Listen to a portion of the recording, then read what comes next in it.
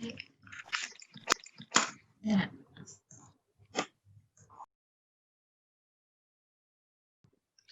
Good morning, everyone. Thank you for coming. Good morning. Good morning. Morning. So, if we all here, let's start the meeting. First of all, I would like to extend a warm welcome to Miss Cindy Tan Shui Miss Ku Ji Chen, Miss Goh Shu Fan, and Miss T E Han. As you can see from the agenda, we are here today to discuss about the complaints and the suggestion on the alternative which carry the same purpose for Hari Bebas Kendaraan. First, let's go over the minutes of our last meeting, which was held on 10 January 2021.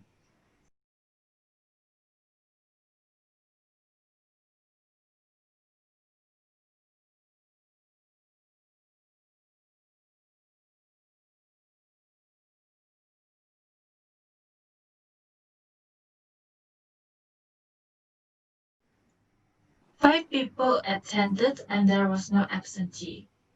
So, Miss Cindy, would you like to give a briefing on the issue? Yes, sure. Good morning, everyone. For today's meeting, we will discuss about the suggestions of the alternative plans for Hari Bebas Kendaraan.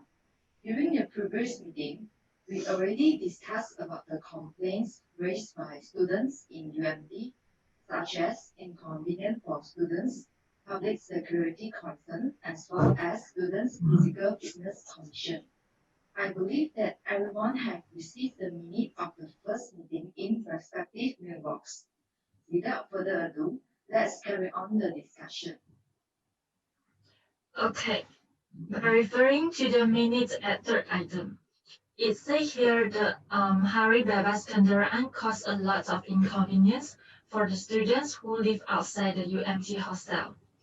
So could someone explain more on the reason why it is inconvenient for them? Yes. Good morning, everyone.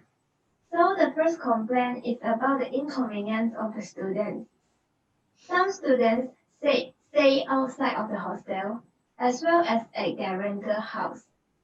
They need to walk for a long journey to the class on Hari Bebas Kendaraan because they cannot drive their car to the campus.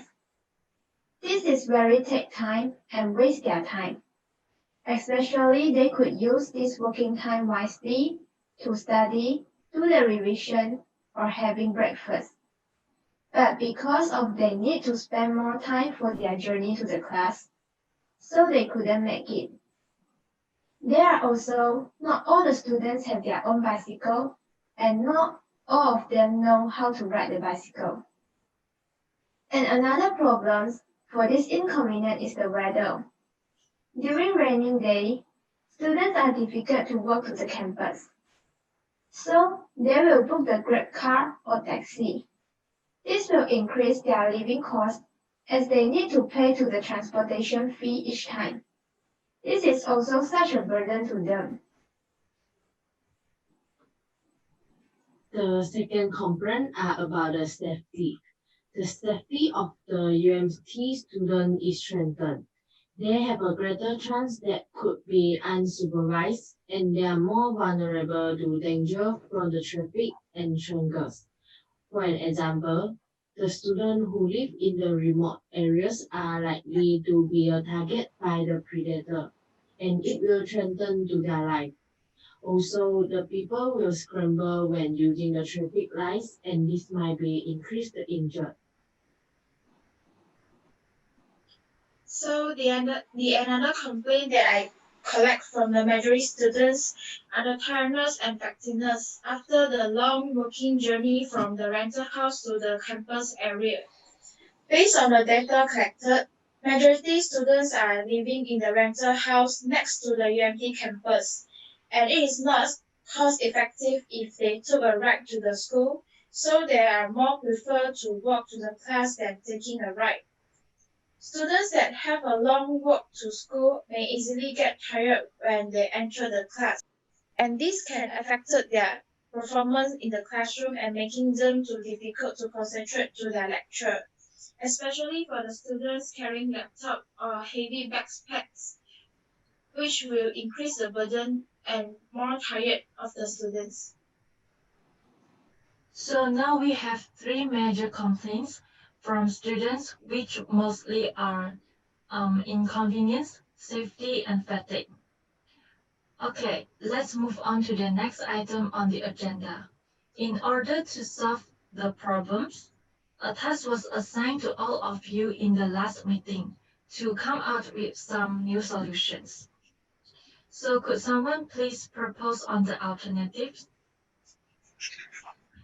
Well, my suggestion for the alternative is carpooling.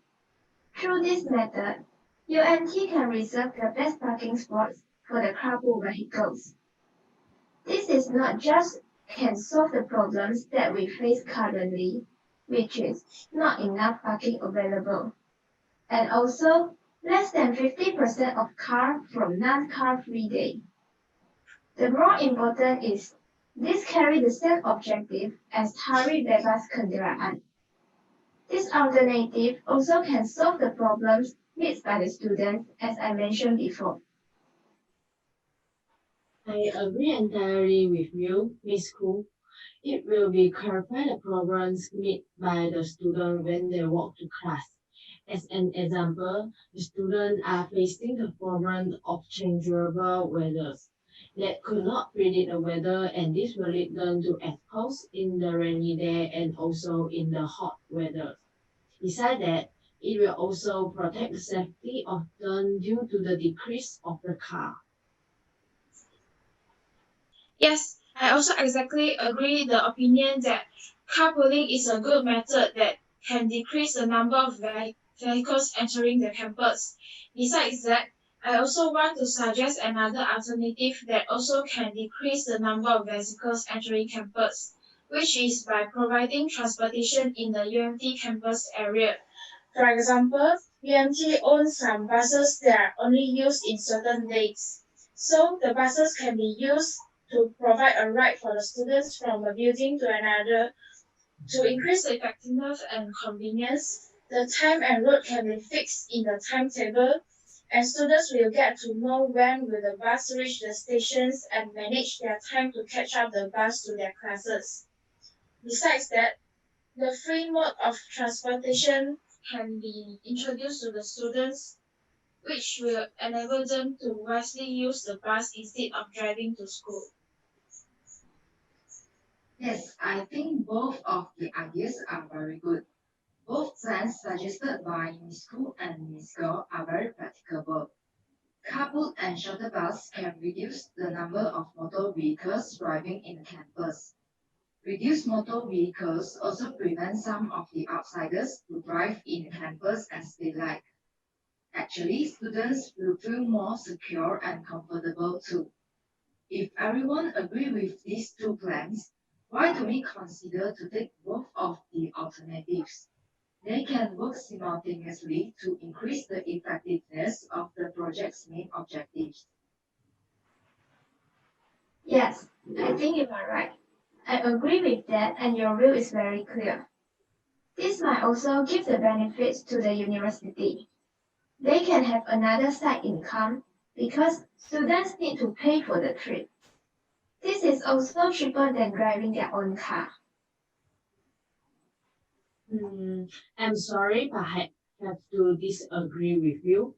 The time of a bus arrive at the station is fixed and not flexible. Students might be miss the bus easily due to the delay of a class and distance from the class to bus stations.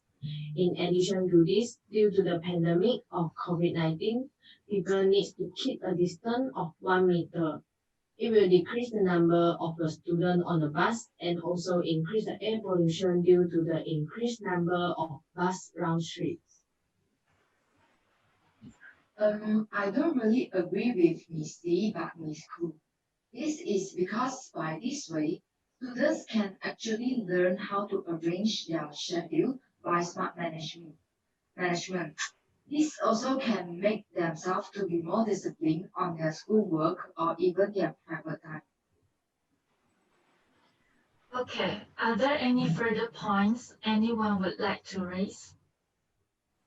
Yes, and I want to suggest the another alternative, which is add secure bike parking. UMT can place the bike parking around the campus in high visibility places, which can be protected with features such as the weatherproofing and security cameras. It can reduce the air pollution and increase the campus beauty. And also, the student will more likely to cycle if they know that the secure bike parking is available in campus. Yes, I'm exactly agree with your opinions. Students will more likely to cycle if they know the secure bike parking is available. The benefits for cycling to school is included in do not need any payment, and this can promote healthy lifestyle among students in UMT. Okay, perhaps I should make it clearer by saying that suggestions for carpooling and adding secure bike parking are agreed by everyone, except for the second alternative, which is providing transportation by UMT with the reason of fixed time and may cause the student to miss the bus easily. But I think that it is the responsibility of the students to alert on the time. Okay, so could we move on to the next item first? How about the result collected from the survey?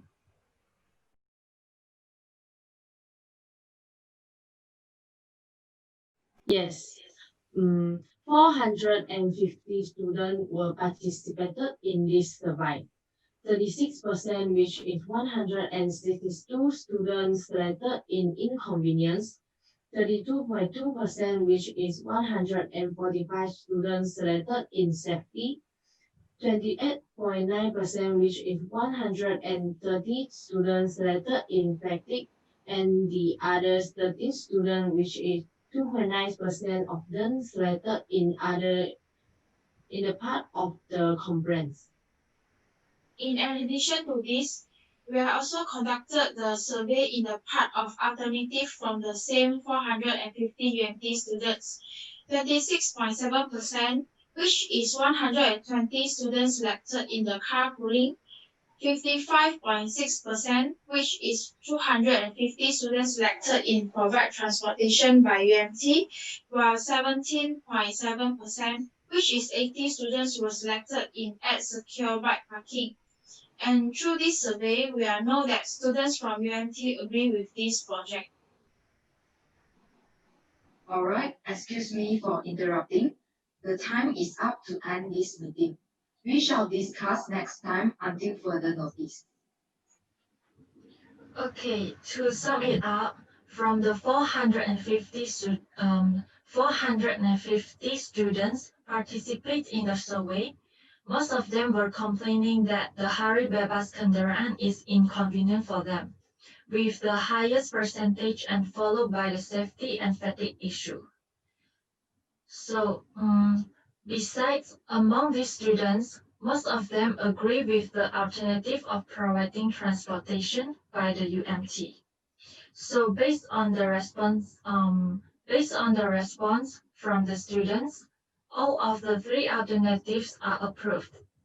Has anyone else got anything to ask or add? No. No.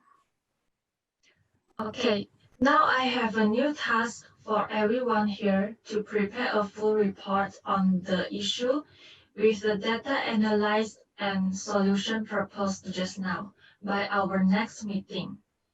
And the report will be submitted to the Department of Student Affairs later after our final discussion. Are there any comments? No. So far, no comment. No Okay. comments. Okay, if there is nothing else, we can stop here. That's all for today. See you all at the next meeting and on 25th January morning at 10 with your report. Thank you. Okay. Thank Thank you, you, Thank you. everyone. everyone.